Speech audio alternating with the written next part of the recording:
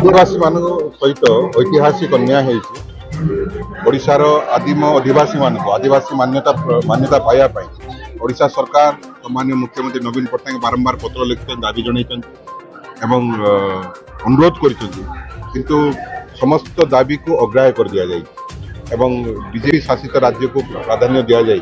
अण बीजेपी शासित राज्य को प्राधान्य दि जाऊना ये जो अभिसंधिमूलक आभिमुख्य रखिंट ओडिशा प्रति एवं ओडिशार आदिवासी प्रति एथिरे आदिवासी समाज संपूर्ण भाव क्षुब्ध अच्छा असंतोष प्रकाश कर माननीय मुख्यमंत्री आज 9टी जिले में स्वतंत्र उन्नयन परिषद जिले में आज आंदोलन डाकरा देदी आमर दाबी को मानि न जाए 160 गोटी आदिवासी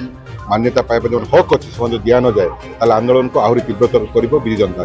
नवीन पट्टनायक जिंदाबाद जिंदाबाद जिंदाबाद बिजू जनता दल जिंदाबाद जिंदाबाद जिंदाबाद आमर दाबी न्याय दाबी केंद्र सरकार आमर दाबी माननीय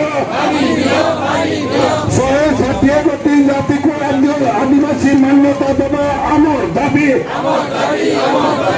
तुलाराम दुर्वा गुप्तेश्वर पंचायत ब्लॉक बैपारीगुड़ा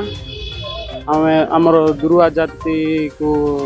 आदिवासी मान्यता एपर्यंत दि जाए ना बहुत दिन है आम